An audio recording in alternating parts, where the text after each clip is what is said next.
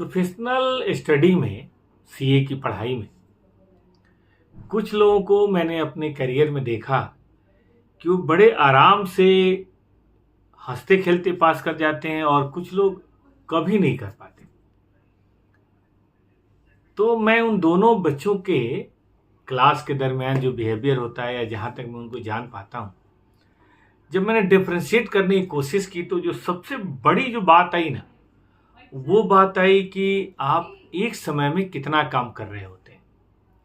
अगर आप एक समय में सिर्फ और सिर्फ पढ़ाई पे ध्यान दे रहे होते हैं तो ऐसे में पास होने के चांसेस बढ़ जाते हैं। होता क्या है कि हम सबके दिमाग की ना एक सीमित कैपेसिटी है, कहने को सीमित है लेकिन है सीमित। तो जब हम बहुत सारे एक्टिविटी जिसके अंदर डालते हैं तो हमारा ध्यान कहीं ना कहीं डाइवर्ट होता रहता है और फिर हमारी जो पढ़ाई है वो हमारे दिमाग में आती है निकल जाती है। लेकिन अगर हम केवल इसी काम पे लगे रहें तो कहाँ निकल के जाएगा। अब छोटा सा एग्जांपल हम देते हैं। हम सुबह में टैक्स पढ़े, फिर थोड़ा कॉस्ट पढ़ा, फिर थोड़ा लॉ पढ़ा, फिर ऑडिट पढ़ा, फिर ऐसे ही करके आराम से सो गए क्योंकि बहुत ज़्यादा हमारी यारी दोस्ती नहीं है। सुबह उठ के फिर हम आए और फिर हमने वही सब चीज़ें पढ़नी शुरू करी तो हमारे दिमाग में बाहर का कोई डिस्ट्रैक्शन आया ही नहीं।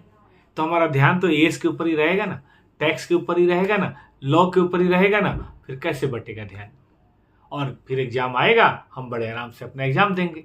लेकिन दूसरा केस देखिए, हम सुबह पढ़े, दोपहर क्लास छोड़ दिए, हम कहीं और चले गए अपने माँ बाप के साथ, अपने यार दोस्तों के साथ, और फिर हमने कुछ और किया। फिर परसों जब कल को क्लास करने आए तो हमें कुछ समझ ही नहीं आया और फिर उसके बाद हमें थोड़ा डर लगने लगा, फिर हमने वो चैप्टर छोड़ दिया। तो देखिए फ़र्क पड़ा कि नहीं।